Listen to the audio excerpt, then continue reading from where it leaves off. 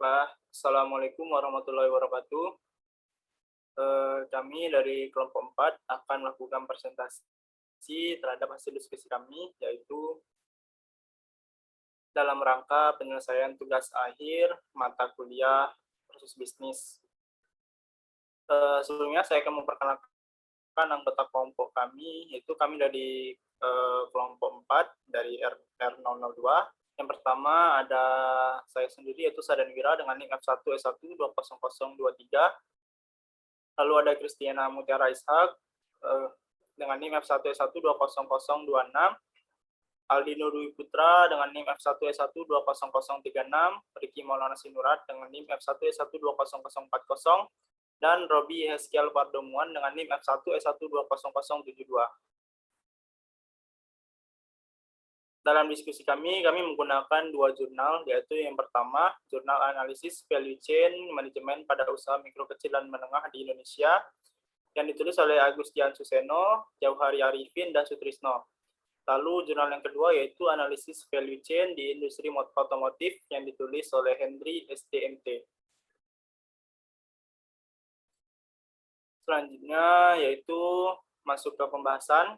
Yang pertama, metodologi analisis value chain di industri otomotif, yang akan dibacakan oleh Aldino Dwi Putra.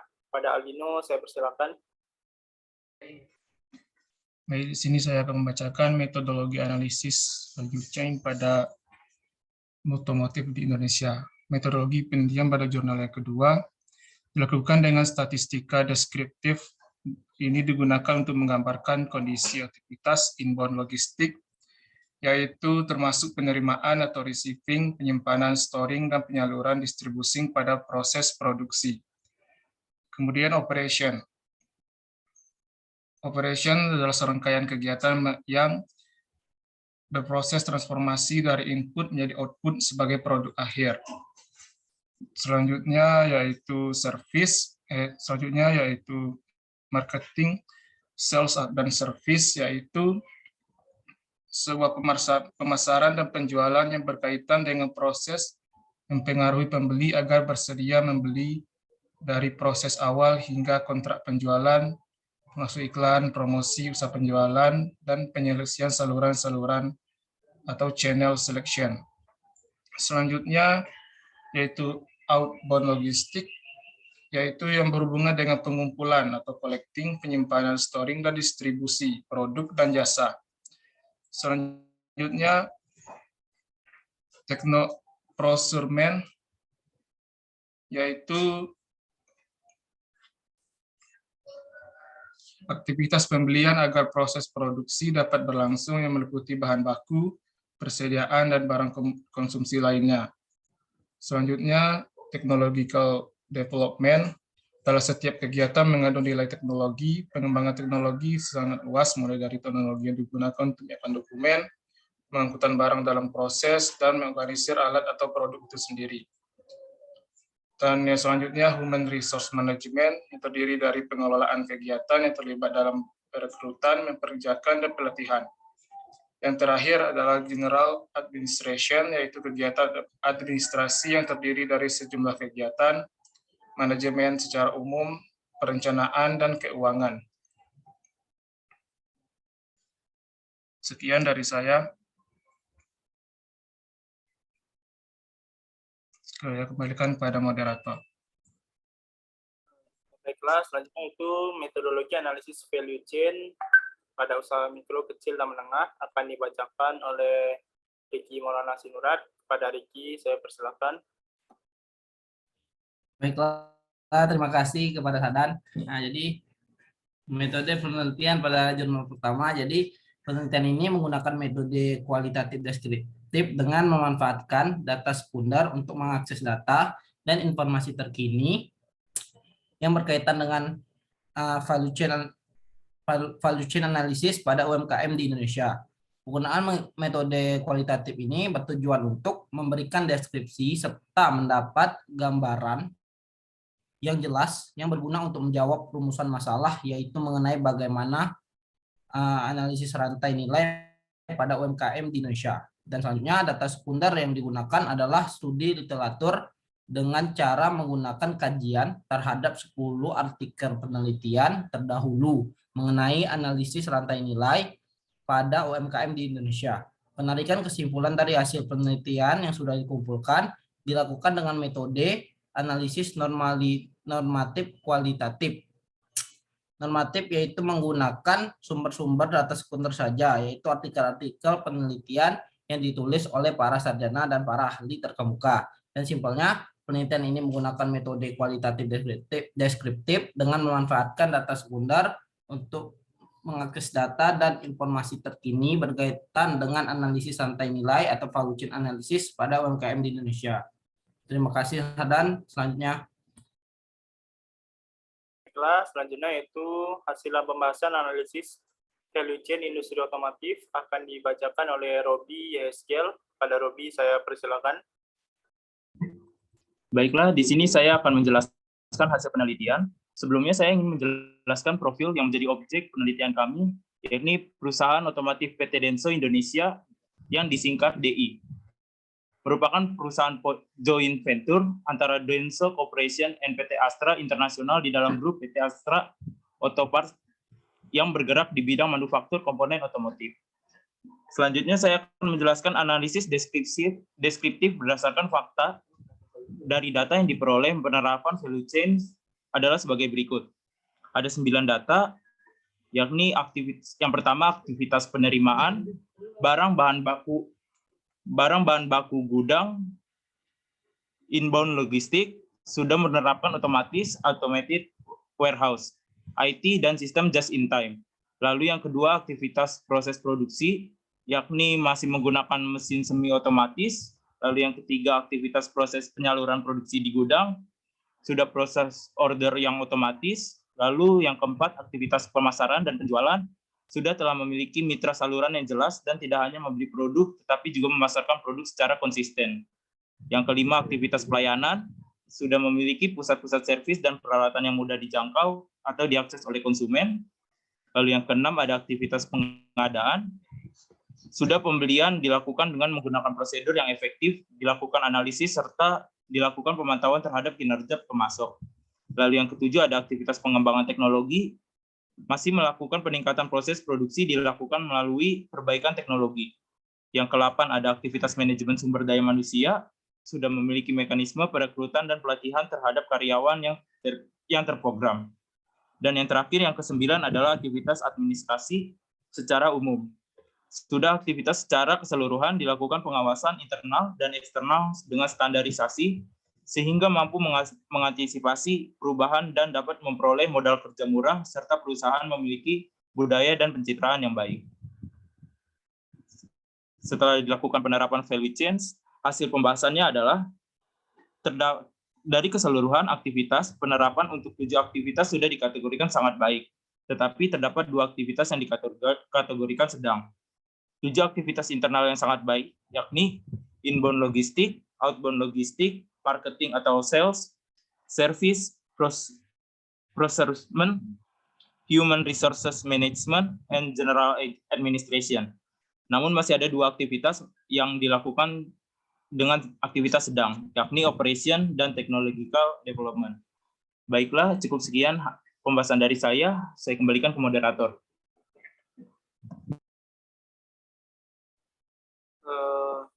Untuk selanjutnya itu hasil pembahasan analisis value chain usaha mikro kecil dan menengah akan saya bacakan, yaitu hasil studi literatur terhadap 10 artikel penelitian menunjukkan berbagai analisis rantai nilai pada UMKM untuk bisa bertahan. Berikut rangkuman analisis dari 10 artikel yang telah disebutkan.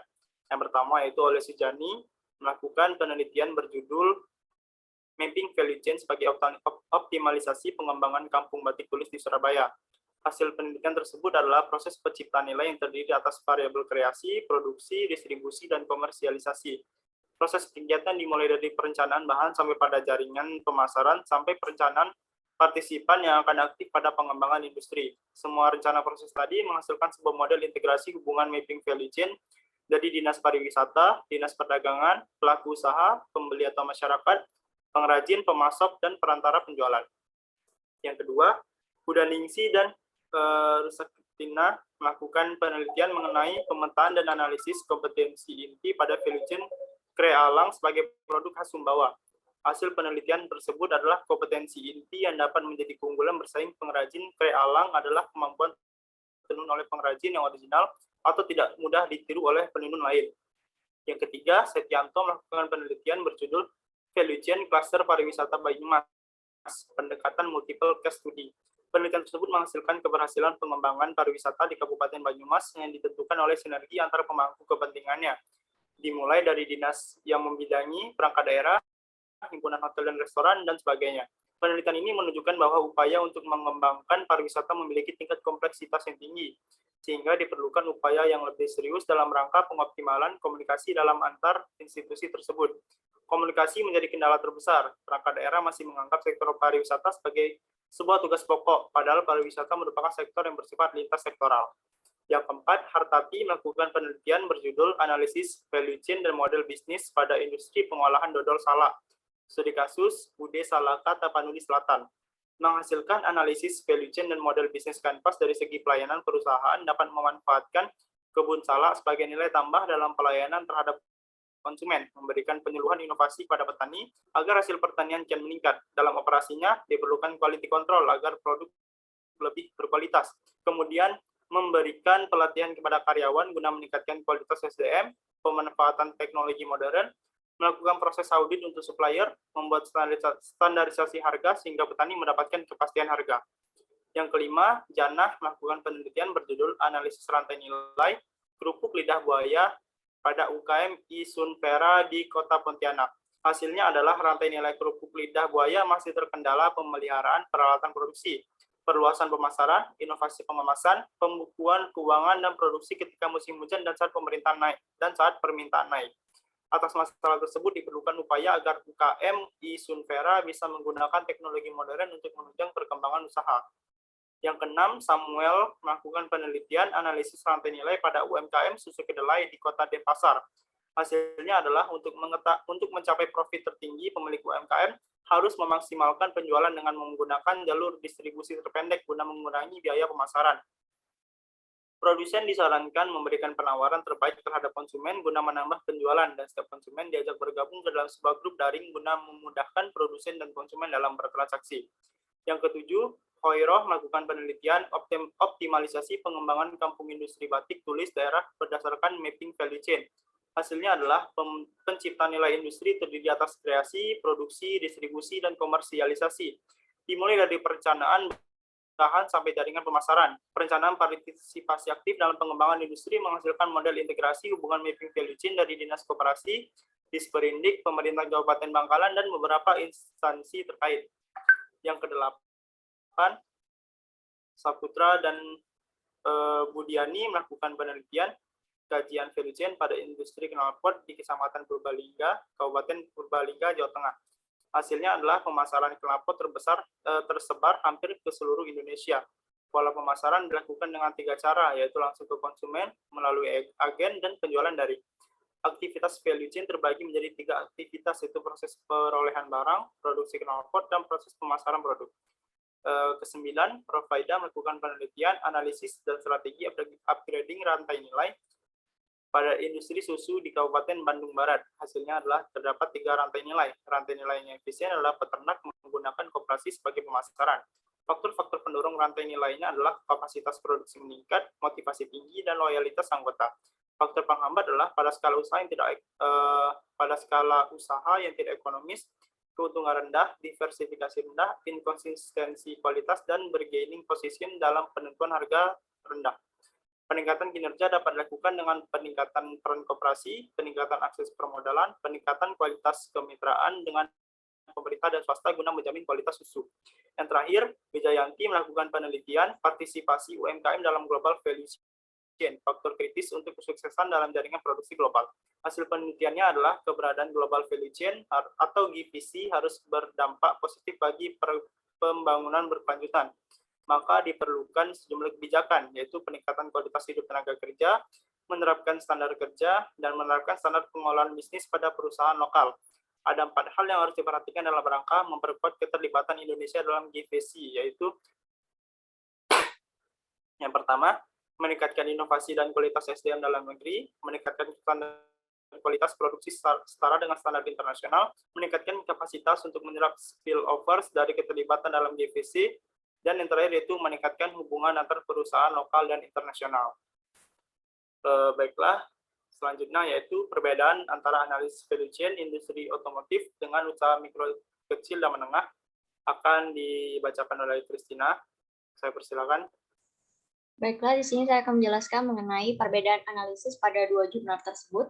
Yang pertama itu ada industri otomotif. Pada industri otomotif itu dilakukan analisis pada 9 aktivitas. Yang pertama inbound logistik, yaitu aktivitas penerimaan barang atau jasa bahan baku di gudang. Yang kedua operation, aktivitas proses produksi. Yang ketiga outbound logistik, aktivitas proses penyaluran produksi di gudang. Yang keempat itu marketing dan sales, itu aktivitas pemasaran dan penjualan. Kemudian yang kelima service, itu aktivitas pelayanan. Yang keenam procurement, itu aktivitas penggadaan. Yang ketujuh itu technological development, aktivitas pengembangan teknologi. Yang kedelapan itu human resource management, itu aktivitas SDM. Yang kesembilan itu general administration atau aktivitas administrasi secara umum. Dari aktivitas tersebut didapatkan hasilnya yaitu 7 aktivitas yang dinilai sangat baik dan 2 aktivitas yang dinilai sedang.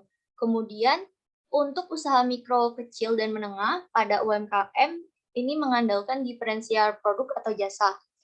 Jadi value chain analysis yang dilakukan UMKM itu mengandalkan yang namanya diferensial produk atau jasa dikarenakan fitur yang lebih banyak dan pelanggan lebih puas dengan produk atau jasa yang dapat disesuaikan dengan kebutuhan mereka, sehingga tingkat peminat lebih tinggi. Adapun langkah-langkahnya sebagai berikut, mengidentifikasi langkah penciptaan nilai pelanggan, kedua mengevaluasi strategi diferensiasi untuk meningkatkan nilai pelanggan, dan yang ketiga untuk mengidentifikasi diferensiasi terbaik yang berkelanjutan.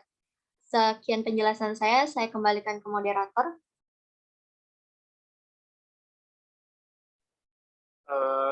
Baiklah, itu tadi penjelasan dari kelompok kami.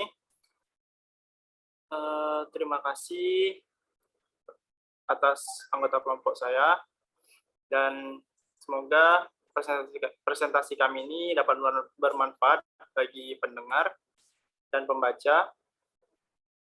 Apabila ada salah kata, saya mohon maaf. Saya akhiri. Wassalamualaikum warahmatullahi wabarakatuh.